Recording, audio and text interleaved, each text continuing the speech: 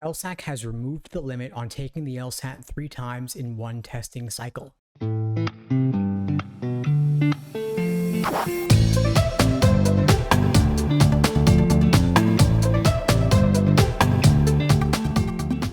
Hey, what's up everybody? Steve Schwartz here from LSAT Unplugged, joining you today to share a major change to the LSAT retake limits. Before I get into it, a little bit about LSAT Unplugged. We offer live online classes via Zoom, on-demand video courses, small group coaching, and one-on-one coaching. Check out the links below this video to find out more and to book a call with me and my team. We'd love to help you out. So as I said at the top, LSAC has removed the limit on taking the LSAT 3 times within one testing cycle. LSAT testing cycles, for those who aren't aware, run from July to June of the following year, meaning that you could take the LSAT, for example, in October, November, and then January, but under the old rules, you wouldn't be able to take it again until July of the following year.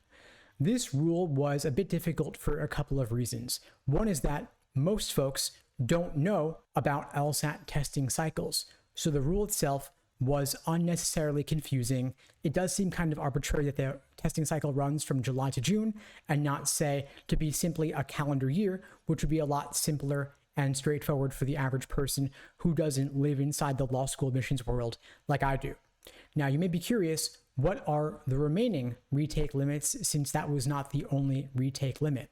I will now read from LSAC's website directly.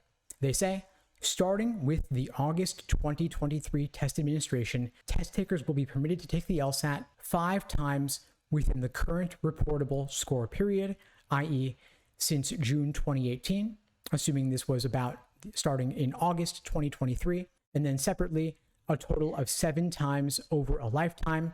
They do give us some exceptions and some other notes here. And of course, if you've already scored a 180 within the current period, you cannot take the LSAT again, which kind of makes sense, since why would you need to take the LSAT again if you'd already gotten a 180, assuming that you were not retaking it simply for bragging rights, but rather actually for law school admissions purposes, since you actually should only be taking it for admissions purposes according to the agreement you have to accept before going forward with actually taking the LSAT. Now, LSAC did specify that there are some exceptions to this, like during the initial LSAT flex tests, those tests did not count against the retake limits.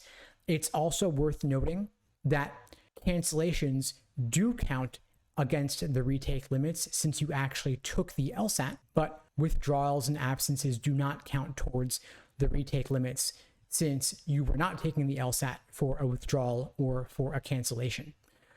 Now, the rules again, 5 times within 5 years and 7 times for life. The reportable score period is, by the way, a 5-year period, just to clarify that again for those who aren't aware. So 5 times in 5 years is quite a lot of at-bats. It doesn't cover every situation, of course, but assuming you had bad luck one time because of a prometric testing administration issue, another time you were sick but went ahead with it anyway, or your power went out or your internet went out, at least you still have some more at-bats.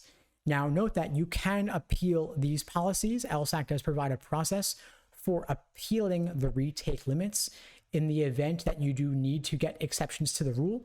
Like, for example, if you had multiple issues with Prometric or ProctorU administering the LSAT, and it wasn't your fault, of course, that does seem to me a pretty good reason to grant you an exception to the retake limits. I'm really glad to see that they've removed the limit on taking the LSAT 3 times in one testing cycle, because this seemed unnecessarily restrictive. And again, because of the confusion around what even is a testing cycle. So now it's simply 5 times in 5 years. Doesn't matter when those 5 times happen, but it gives you plenty of at-bats and plenty of shots to take the LSAT if you need more attempts. I also like the removal of this retake limit of 3 times in one testing cycle, because really it seems kind of regressive to me, considering that law schools do not average multiple scores, but rather only take the highest score.